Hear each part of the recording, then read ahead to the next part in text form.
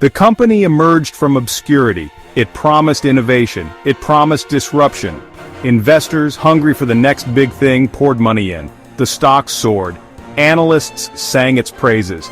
The CEO, a charismatic visionary, became a celebrity. The company was held up as a model. From a small startup, it rapidly grew into an industry giant. Its products, though often shrouded in technical jargon, were touted as revolutionary. The company's marketing was slick, its message clear. Join the future. Invest in success. Behind the scenes, a different story was unfolding. The company's dazzling success was built on a foundation of lies. The innovative products were often vaporware, existing only in carefully staged demos. The revenue, growth and profit figures were fabricated, the result of accounting gimmicks and outright fraud. The charismatic CEO, far from being a visionary leader, was a master manipulator. The company's rise was a carefully crafted illusion, designed to lure in investors and fuel its expansion. It was a classic pump-and-dump scheme, executed on a grand scale. The company soared to dizzying heights, its true nature hidden behind a smokescreen of hype, charisma, and deceit. But as with all illusions, the truth would eventually come out. Lavish parties, celebrity endorsements, private jets. The company spared no expense in cultivating an image of extravagance and success. Magazine covers featured the CEO. The world believed the hype. The company's headquarters was a monument to its supposed success. A gleaming tower of glass and steel, it exuded an aura of power and prestige. Inside, no expense was spared. Modern art adorned the walls. Gourmet chefs prepared meals in the company cafeteria. Employees enjoyed perks and benefits unheard of in other industries. It was a deliberate strategy to project an image of wealth and success. The company understood the power of perception. By cultivating an aura of success, it could mask its underlying problems. The lavish spending was a calculated investment in maintaining the illusion. Investors, blinded by the company's apparent success, failed to see the warning signs. The media, seduced by the company's narrative, became complicit in perpetuating the myth. The company's carefully constructed facade of success was a masterpiece of deception, but behind the glitz and glamour, the cracks were beginning to show. The company's financial statements were a work of fiction. Revenues were inflated, expenses were hidden, debt was shifted off the books. The auditors, blinded by greed or complicit in the scheme, signed off. The regulators, outmaneuvered and outmatched, remained oblivious. At the heart of the company's deception was a complex web of accounting gimmicks and outright fraud. Revenues were booked prematurely or in some cases, entirely fabricated. Expenses were shifted to future periods or disguised as assets. Debt was hidden off the balance sheet through complex financial instruments and dubious partnerships. The company's financial statements, once held up as a model of transparency, were nothing more than a house of cards. Whistleblowers were silenced, their claims dismissed or ignored. Journalists who dared to question the company's narrative were attacked and discredited. The company used its vast resources to protect its secrets, employing teams of lawyers, accountants, and PR experts. The company's downfall, when it finally came, would serve as a stark reminder that even the most sophisticated frauds cannot be sustained forever.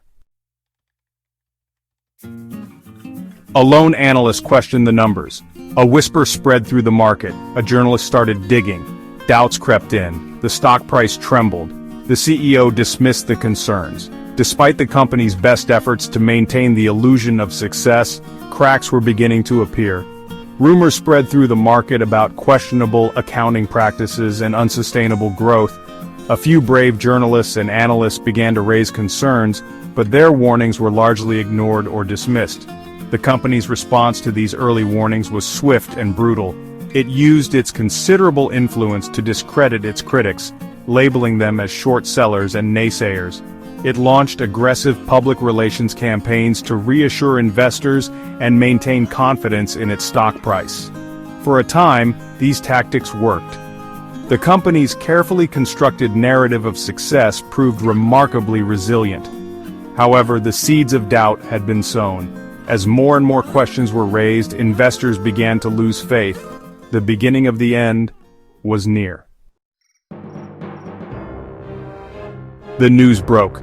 A bombshell report exposed the truth. The market went into a frenzy. The stock plummeted. Trading was halted. The CEO, once hailed as a visionary, was now a pariah. The company filed for bankruptcy. The collapse was as swift as its rise. The day the house of cards collapsed began like any other. Traders went about their business, investors checked their portfolios, and the company's stock price hovered near its all-time high. Then, without warning, everything changed.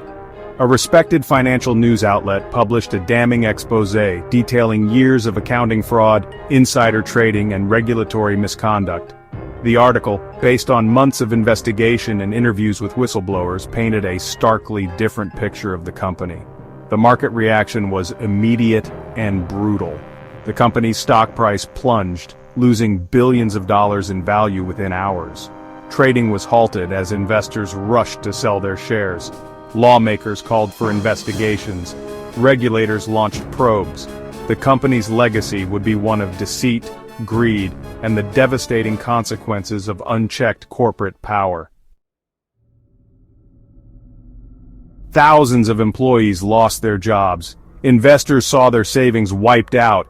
Pensions were decimated. The industry was left reeling. The human cost of the fraud was immense. The collapse of the company was not just a financial disaster, it was a human tragedy. The collapse exposed flaws in the system, flaws in oversight, flaws in corporate governance. Calls for reform grew louder. New regulations were enacted. In the wake of the company's spectacular collapse, there was much soul-searching and finger-pointing. Politicians, regulators, and industry experts all grappled with the same question: how could this have happened? The answers were complex and multifaceted, pointing to a perfect storm of systemic failures, regulatory gaps, and a culture of greed and complacency. One of the key lessons learned was the critical importance of independent and robust regulation. The company had been able to operate with impunity for so long because the regulators tasked with overseeing its industry had been outmaneuvered and outmatched. Understaffed, underfunded, and often lacking the technical expertise to effectively scrutinize the company's complex financial dealings, regulators had failed to connect the dots and uncover the fraud. Another key lesson was the need for greater transparency and accountability in corporate governance. The allure of easy money, the pressure to meet expectations, the willingness to cut corners, the ingredients for disaster are always present. The question is not if, but when and where the next corporate scandal will occur. Despite the reforms enacted in the wake of the company's collapse, the chilling reality is that similar corporate frauds could happen again. The ingredients for disaster are ever present. The allure of easy money, the pressure to meet or exceed expectations, and the willingness to cut corners or bend the rules to achieve success. As long as greed and ambition remain powerful motivators, the potential for corporate malfeasance will always exist. One of the most concerning factors is the increasing complexity of the global financial system. The rise of sophisticated financial instruments, coupled with the interconnectedness of global markets, has created an environment where it is easier than ever to conceal fraudulent activities. The company's collapse highlighted the challenges faced by regulators in keeping pace with the rapid evolution of financial markets. Moreover, the culture of short-termism that pervades many industries today creates an environment where companies are under immense pressure to deliver immediate results. Investors must be wary, regulators must be vigilant, journalists must hold corporations accountable, whistleblowers must be protected. Only through constant scrutiny and a commitment to ethical conduct can we hope to prevent future corporate collapses.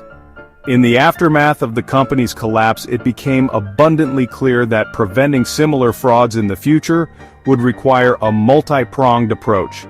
Investors, regulators, journalists, and whistleblowers all have a critical role to play in holding corporations accountable and ensuring that the mistakes of the past are not repeated. Investors must be wary of companies that promise unrealistic returns or seem too good to be true. They should conduct thorough due diligence before investing, carefully scrutinizing financial statements, researching management teams, and seeking independent analysis and opinions. Blind faith in a company's narrative, no matter how compelling, can have disastrous consequences. Regulators must be vigilant in their oversight of corporate behavior, using their authority to investigate suspicious activities, enforce existing regulations, and advocate for stronger protections where necessary. Journalists play a vital role in holding corporations accountable by investigating and reporting on potential wrongdoing.